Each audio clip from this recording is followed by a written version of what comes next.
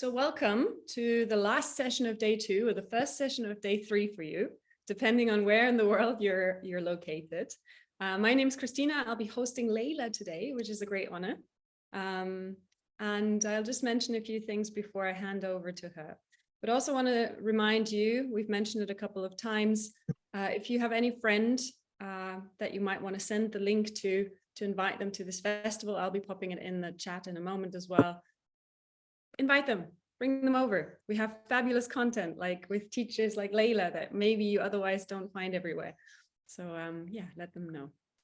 And with that, let me just share a little bit about this wonderful human here, because she's really a pioneer in the field of movement education, and with decades of experience as a clinical massage therapist, yoga teacher, and therapist. So a lifelong passion for movement of all types. And our theme, embodiment, obviously. She's really a respected international teacher in that. She also speaks at conferences and is an author. I think one book you co-published with Donna Fari is The Pathways to a Centered Body, Gentle Yoga Therapy for Core Stability, Healing Back Pain, and Moving with Ease. So quite precise. And there will be another book published this year, I hear, Therapeutic Applications of Embodied Movement and Awareness. So I'm really looking forward to seeing what's in that. And you're really emphasizing that anatomic, experiential anatomy in that, the interplay of awareness, gentle movement, breath, mental patterns, and really helping your students heal themselves is what I understand from your bio. But I'm going to hand over to you and let you talk for yourself, add anything you need to add. Layla. Okay, well, thank you for that, Christine. And welcome to everyone. Hi, Fiona.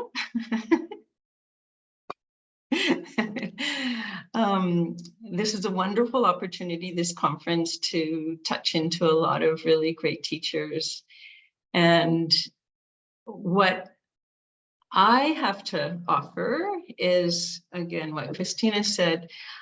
I work from an experiential anatomy perspective. And so I'll just say a little bit about that. So what I'd like to do today is talk just a little bit. Then we'll do a practice utilizing experiential anatomy practices and principles on with reference to the very specific joint at the top of the neck as a way to access witness consciousness. And then there'll be a breakout so that you guys can practice a little bit. And then we'll come back for some questions if anybody has questions. So when I first started learning anatomy, I thought it was pretty boring and very dry and sort of rote learning. And then when I was introduced to experiential anatomy, I was just on fire with enthusiasm because I found a way to bring anatomy alive in the body. So instead of just learning something about anatomical structures, I could be in the structure, I could embody the structure and move from that structure and use that structure as a touchstone to access my deeper self. So that's what I'd like to share with you today. And experiential anatomy, as opposed to anatomy, which is really only physical, and usually one-dimensional or two-dimensional. Experiential anatomy is a way of learning anatomy that brings it alive, that helps people to develop not just thoughts about something, but actually feelings and felt sense experience of a structure so that it becomes useful. It becomes useful to you in your everyday life. So anatomical information is like, well, so what? Like, how can you really, how is that useful to you? But experiential anatomy can be very useful to you, both on a physical, on all levels. So on a physical level, when you really embody a structure, then it becomes part of your wholeness. And often people find touchstones of anatomical structures that when they touch into that structure, when they center themselves in that structure, then it's a way to come home to yourself. It's a way to come back to center. So we'll be doing that with the joint at the top of the neck, but some people find that when they focus on the feeling of their diaphragm with the breath, or they take their breath into the pelvic bowl, or they find the balance in the foot triangles of their feet. So there's many, many different ways of centering yourself through the body. And because this is an embodiment conference, I imagine that all of you already know a lot about this already, and you may have found your tools. What experiential anatomy can do besides the physical, which is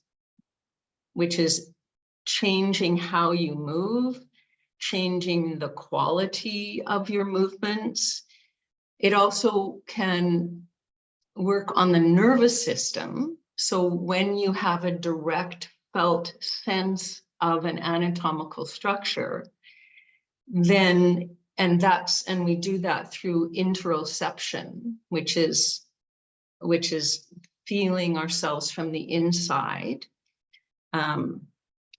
then it can calm the nervous system down, because it takes us out of our thinking, busy mind into our feeling body.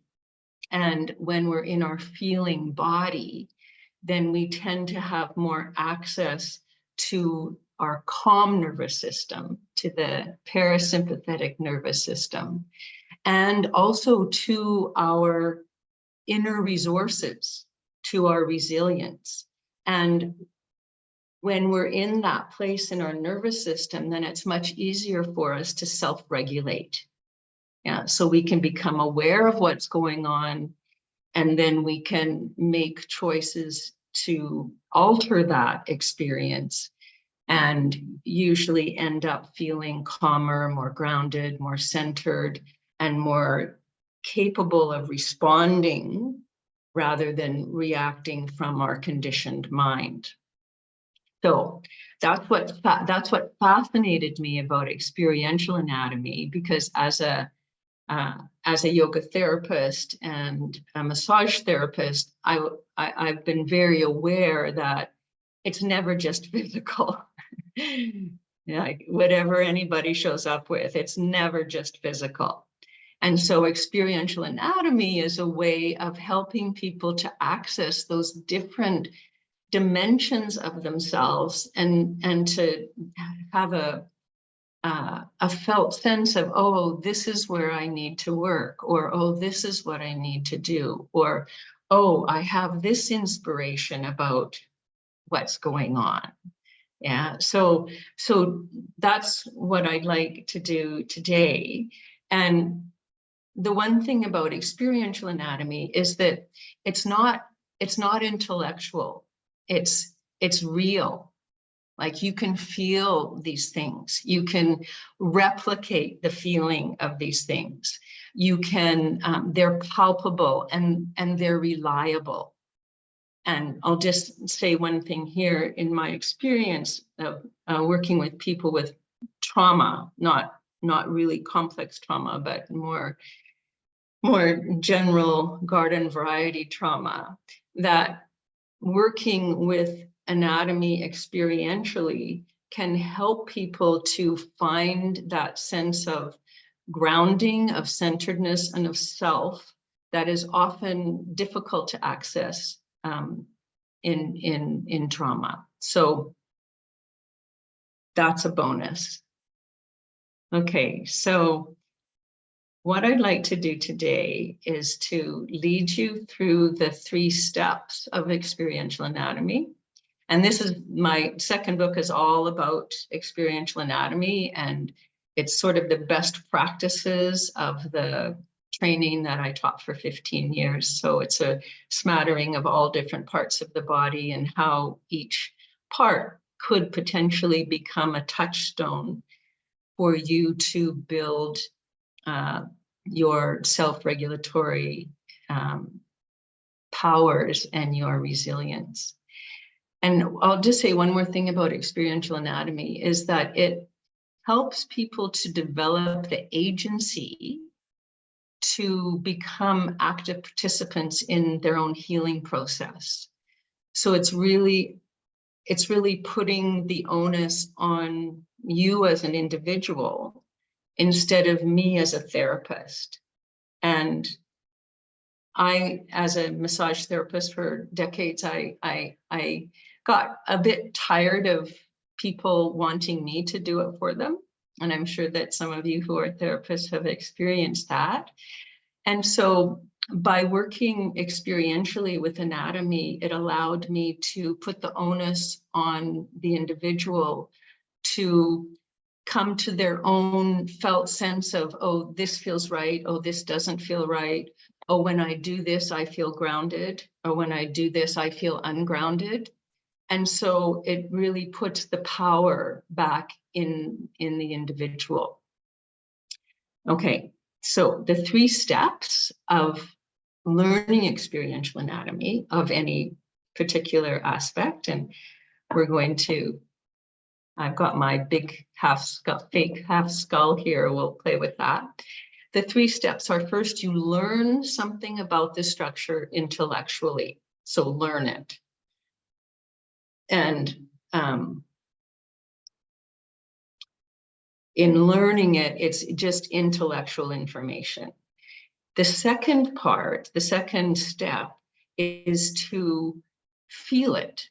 So we take that intellectual information into the body. We embody it. And I'll say here that different people have different abilities to be in their body, to interocept. And so if it doesn't make sense to you now, then please don't worry about it. It will come, as one of my instructors used to say, you will come to know, yeah, at some point. And it just takes, so for some people, it takes going through the practices more times, over time, to really develop a deeper felt sense of the structure. So that's the second part, and we'll do a few practices there. And then the third step is feel it. So we take what we've learned in the explorations and we take that into real life situations. So whether it's taking it into your movement practice. So today we're going to be working with accessing witness consciousness through that occiput C1 joint. So once you found it, how can you use it? Yeah, it has to be useful to you. That's the only way I like to teach anatomy now. It has to be useful. So with this practice of witness consciousness, we can take it into our movement practice. We can be in that place rather than thinking about, oh, where do I put my foot? Where do I, how am I supposed to breathe? You can take it into everyday activities where you don't need to use your mind. So maybe when you're cooking, or you're walking, or you're having a conversation with someone. Yeah. So that's what we'll do. And I think I'm in good time already with that. So witness consciousness, I'll just say a little bit about that. It's a concept in yoga and in Buddhism and probably in other spiritual traditions as well, of being centered in a place where you are present in a non-judgmental way,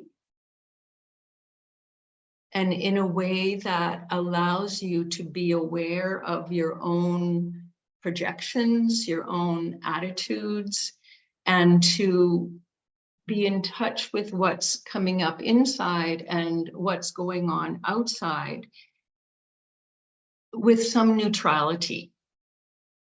Yeah. So instead of getting caught up in what's going on, we have more of a tendency when we're in witness consciousness to say, oh, isn't that interesting? Yeah, we can stay in that place rather than going off into a strong emotion or a strong reaction.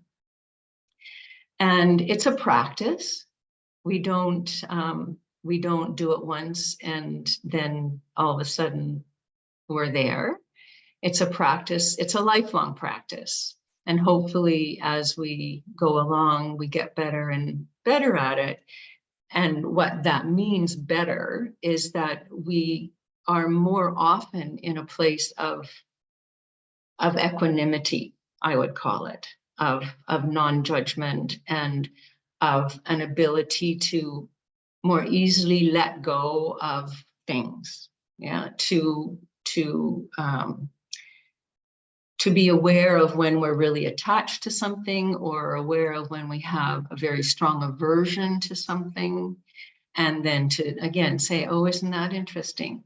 Can I put myself in a place of more equanimity, of more presence with that? So that's the practice that we're going to be looking at today. Okay, so the first step then is to learn something about this joint. And it's the joint is the atlanto-occipital joint. And this is a very large model of, this is the back of the skull.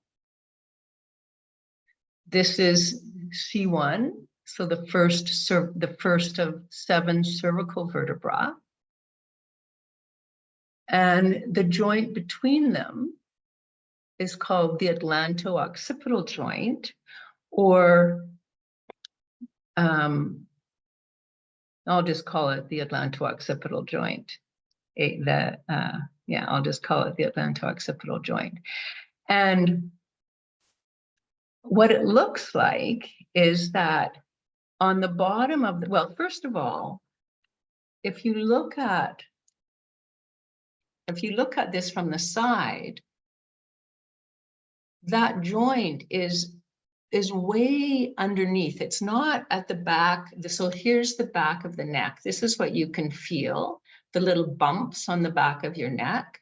You can't feel the first one, except when I lead you through how to feel it. This second one, if you just put your fingers and find the midline of the base of your skull, and then just walk your fingers down a little bit down the midline, the first bump that you come to is your C2 spinous process.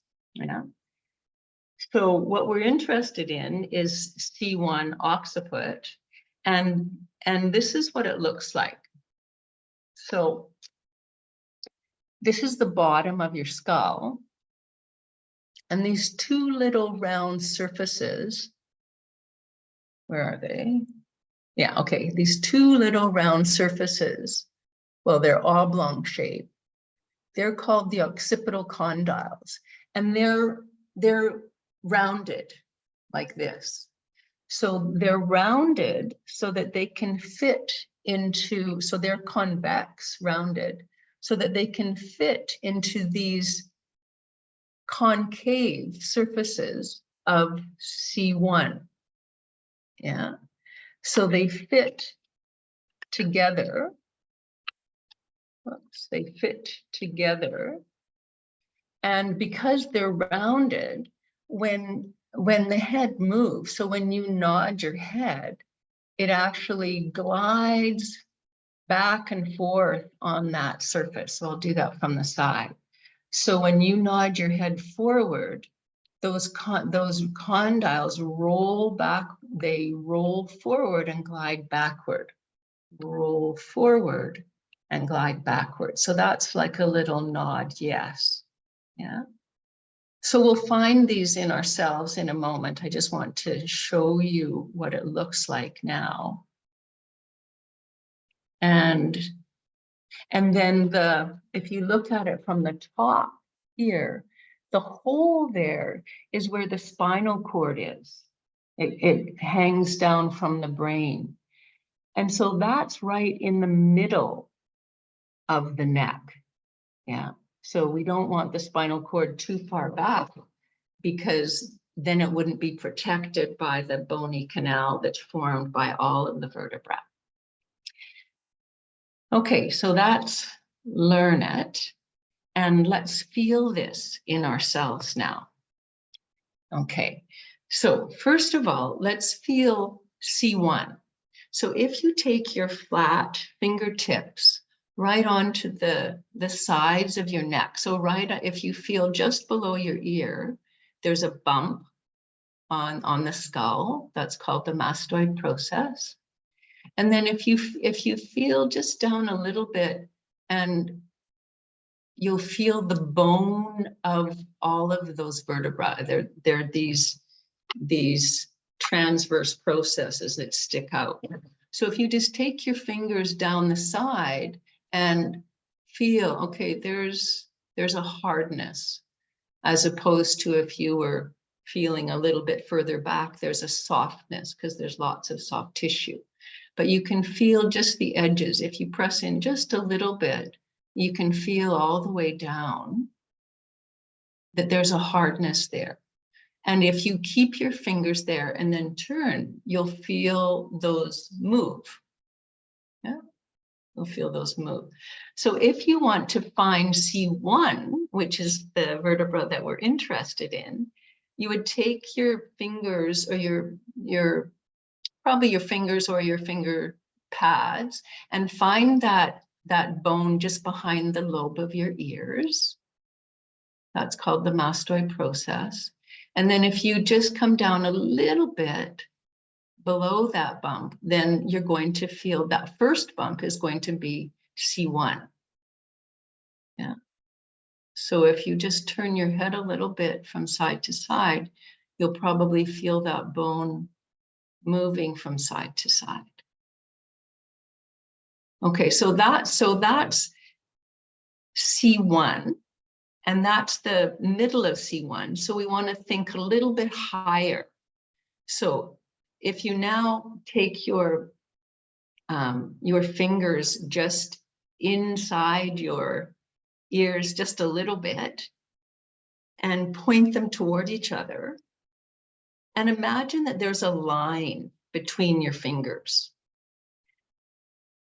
And at the middle of that line is going to be that joint. Yeah, because it's deep inside your head, and it's a little bit higher than when you felt C1. It's at the top of C1. So that's one line. And then if you take your index finger between your eyebrows and the other index finger and find the very base of your skull, and then imagine another line between those 2 points, then the intersection of those 2 lines, there and there, that's going to be that joint where it glides and rolls. Yeah. Okay, so if you now take your index finger and put your find the midline of the occiput, and then just slide down a tiny little bit, and there's a little dip that'll feel a bit soft. Yeah. So that's where C1 is. And C1 doesn't have one of those pieces that stick out. You can't feel the spinous process unless you tip your head forward. So if you tip your head forward a little bit, then you'll feel some bone rise up to meet your finger and then go back. So do that a few times. So nod your head down, feel the bone come up to meet your finger, and then go back. Do that a few times. So that's also C1. So when you place your consciousness, you want to be just a little bit higher than that, in that intersection point between the two lines. Okay, so now let's try something. This joint, I call it the gateway between body and mind. And the reason I call it that is because when it's locked shut with tension, people tend to be cut off. There tends to be a disconnect between body and mind. So what I would invite you to do now is just experiment to find what is the position of your head that allows that gate to be open. Yeah. So a lot of us these days, unfortunately, have this forward head posture. You know, we're looking at our phones, we're on our devices, and we're slumping. Yeah. So if you keep your finger on that place and it's soft, and then go into the forward head posture and jut your chin out, let your chest sag, let your belly get flaccid, and feel the difference in the tissue quality when you do that. And then go back and find that place where it feels more open, more free. And then go back and forth a few times. So forward head. And feel how that kind of locks it. Yeah.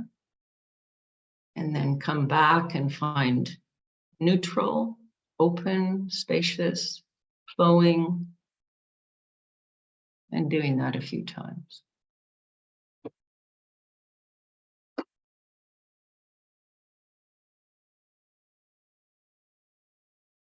Okay, good. So that's that's the optimal position for that joint. We want it to be open and free. And so it helps to find that place if we're sitting squarely on our sitting bones. So as we move through these next pieces, if it's comfortable for you, if you could slide forward in your seat a little bit so that you can feel your sitting bones. And then play a little bit with rolling back on your sitting bones and then forward on your sitting bones. So feel the sitting bones and then slowly roll backwards so that your back is rounded. You've got a little collapse in the front, and then slowly roll forward on your sitting bones so that your back is arched a little bit and there's maybe a little too much openness in the chest. Go back and forth a few times. And what you're looking for is, again, that neutral place. So where does it feel like you're balanced on your sitting bones? So you're not rolling back, you're not rolling forward. It's kind of like the Goldilocks place. You know, just right, where it feels like you don't have to hold yourself up. Your head is nicely resting on your shoulders, and it doesn't take a whole lot of effort to be there. If it does feel like it's effortful, then please find a comfortable position or support yourself from the back with a pillow or something. Okay. So we're sitting upright. We've got a nice open and freeness in our head and neck. And so now let's find that movement in ourselves to feel it. So what it does is the head rolls forward. So those condyles on the occiput roll forward and then they glide backward. So if you take your hand cup one hand, and that would be the C1. And then the fist would be C2. Let's do it this way. So when you tip your head forward a little bit, the condyle is going to roll forward and glide backward. Yeah, roll forward and glide backward. So doing it with your hands can sometimes help you find it better in your own head. Yeah?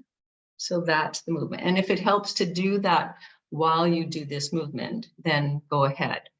So what I would invite you to do now is put your awareness there at that occiput C1 joint. And then do a tiny, from there, as much as you can, think about gliding that condyle backward and rolling it forward and then coming back. So a tiny little nod. Can you place your awareness in that place, the intersection between those lines, and think about initiating the movement from the skull, they're like little feet on the skull. Just playing with that. So there's not very much movement there on its own at the joint. The rest of the neck will come into it if you go more than about a centimeter. So see if you can center your awareness deep inside your head, way back between the front and the back. So remember, it's about right in the middle.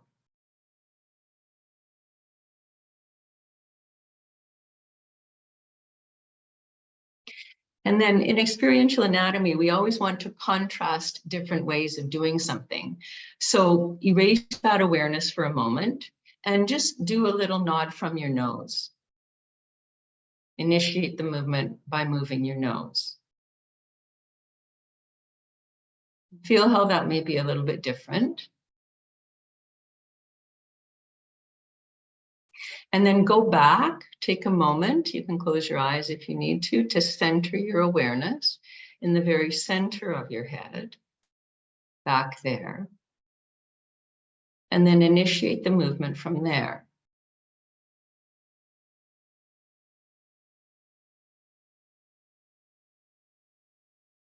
So whenever we initiate movement from the bone or from a more central place, then that movement becomes more core initiated because you're actually engaging core muscles when you do that, and often more integrated. And some people say it's just easier and less effortful to move that way. Okay, so now let's try it from the side. So moving the head just a tiny little bit from that point, from that joint. Think about gliding and rolling. Gliding and rolling. And use your hands if that helps.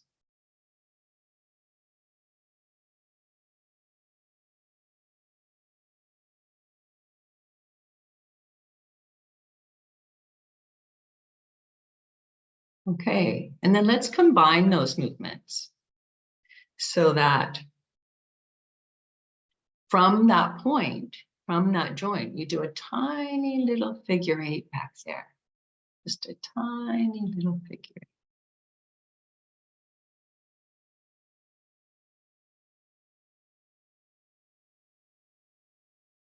Go in one direction and then go in the other direction.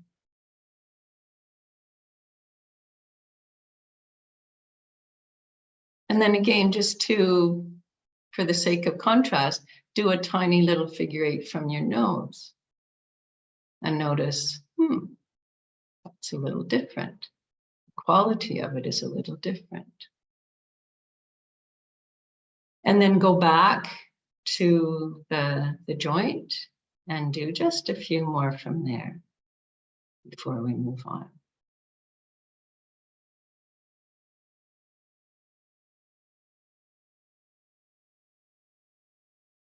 And then take a moment or two. You can close your eyes if you'd like, and just feel, what does that feel like? Do you have more of a felt sense of that joint, or at least being able to situate your consciousness further back?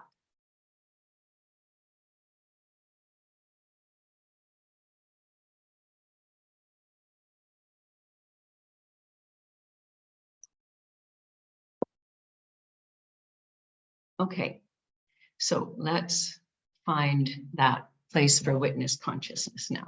So that place is a physical opportunity to situate your consciousness so that you can be in your witness consciousness. So for this next practice, I invite you to close your eyes and take yourself there. And think about it as like you're settling into a really comfortable, easy chair.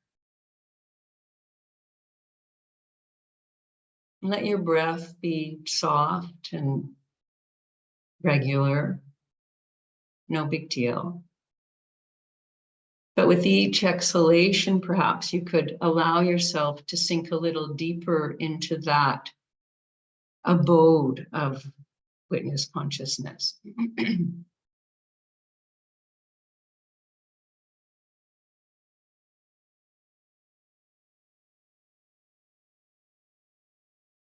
And then we're going to do some movement of consciousness that's kind of like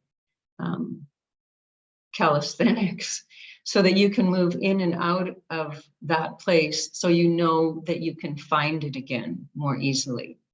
So keeping your eyes closed, if you could take your consciousness right into your forehead.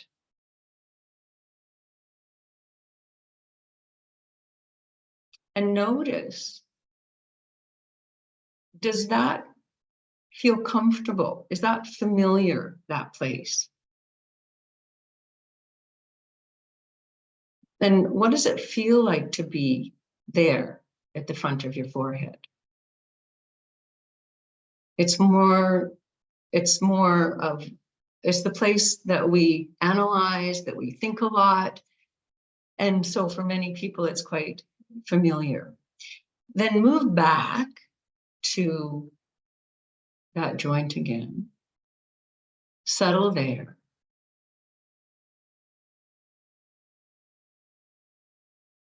And if you can differentiate between what it felt like to be forward and now what it feels like. And then go back and forth a few times.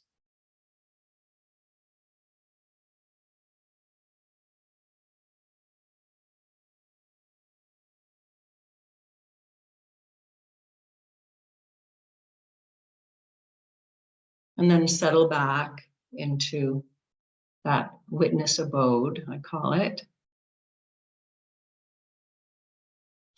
And then now take your consciousness to the top of your head.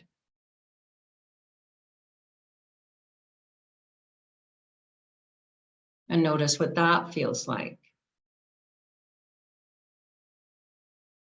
And does that feel familiar? And how does your consciousness shift or your perception shift when you're there? And then go back to the abode.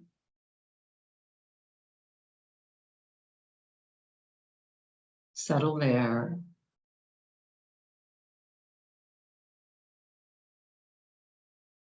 And then go back and forth a few times.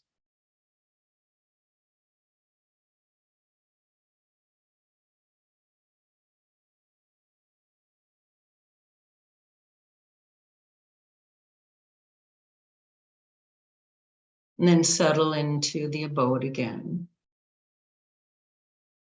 Let yourself really be there. Get a sense of, what is the felt sense of this placement of my consciousness? And then let's just do one more.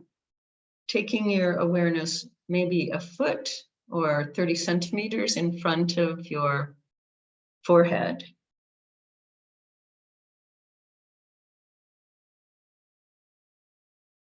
A lot of us live here, like Mr. Duffy lived a short distance from his body. So notice what that feels like. When we're in this place, we tend to be ahead of ourselves. So basically ahead of our own process of being. So then shift back into the witness abode. Settle there.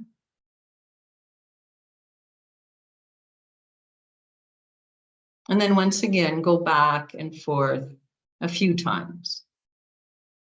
Go forward, feel that. Go back, settle there.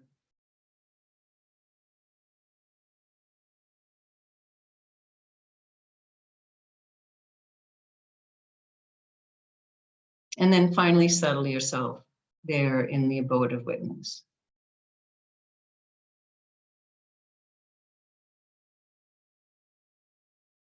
So feeling perhaps how this might be like the eye of the storm. It's a place where you can be, where it's quiet, where it's still, where you're in neutrality.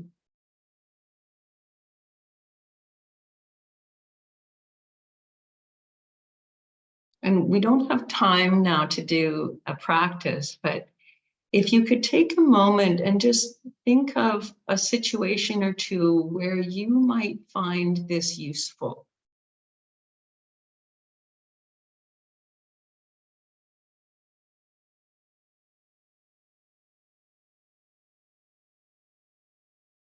In fact, let's just do a little individual practice here. Take yourself out of that place, maybe put yourself in the forehead. And then think of a situation in your life that is on a scale of 1 to 10, maybe like a 4, challenging, irritable, something that's bugging you. Just think about that. Let yourself think about it from that frontal analytical place.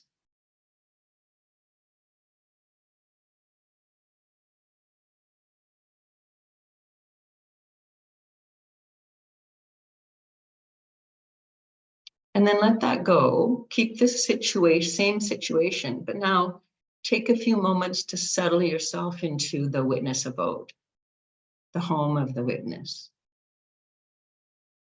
Take a few breaths and settle yourself there.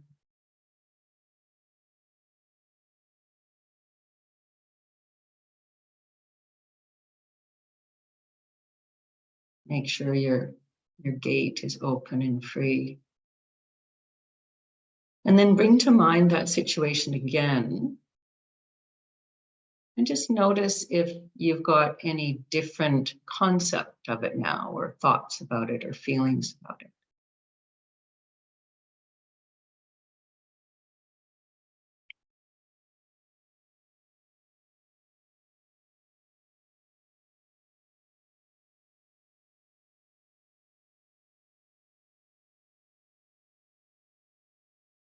And then let that go. So I'm curious, for those of you that I can see anyways, was there a difference when you situated yourself there? Just thumbs up or thumbs down? Good. Okay, not everyone, but enough. Okay, so I invite you to play with this in your life. Practice in an easy situation first, when you're walking or you're doing some household tasks.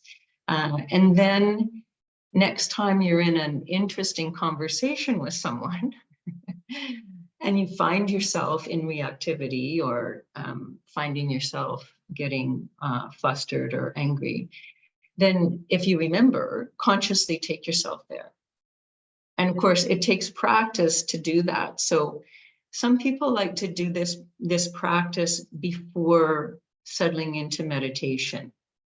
So otherwise, I would suggest that you could do it for a few moments, 5 minutes before you start work, or when you wake up in the morning, or when you need a break, just because usually when we're working hard, we're here, and it's a nice break to settle into witness consciousness. So there you go. Does anyone have any questions or comments? I'd love to hear about your experience. Maybe I can read the comment in the chat. Somebody shared that being in the forebrain incites to action, and the gate, as you called it, is more acceptance of what is. Great. Yeah, that's wonderful. Yeah. Okay. Anything else? Sadie is going to watch the recording because she tuned in a little late. So good. I'm going to do it again. Okay, and do the facilitators have anywhere where we can put handouts? I will check. We'll be in contact with that, and then we can write a message and inform where that would be. I put the link to your website in the chat for anyone. It's okay. The new book isn't up on the website yet. But if you are interested, so somebody had a question, where do I get more information? Well, I'm the one for information about it. And that book will be coming out in July. And if you're interested in following some of this, you could go to my website and sign up for the 2 free chapters of my first book, and then you'll be on my mailing list and you'll receive information about the new book. And I have practices on my YouTube channel, just Leela Stewart, and on Instagram, practices like this, experiential anatomy practices. So you're welcome to take advantage of those as well. So thank you very much for showing up, for your presence. And my hope, wish, and prayer for you is that this practice helps you to establish more presence and to bring you more resilience. Thank you so much, Leila. Yeah. I see comments coming in describing the impact it had shifting between these places. A lot of them emphasizing the softness they feel in the back, the acceptance, peacefulness. So I think it's really well. Thank you so much for sharing. All right. So my somebody asked about my website. It's just leelastewart.com. I will repost it right now. Okay. I had posted it earlier. It's worth putting it back in here. And if anybody would like to comment, then I'm happy to receive an email from you. And you can do that on my website as well. All right. Thanks. So enjoy the rest of the festival. Talking about which, I just want to take 1 minute to actually give you a glimpse of what you can tune into, because we have wonderful teachers coming up. So I'll just share my screen for 1 second.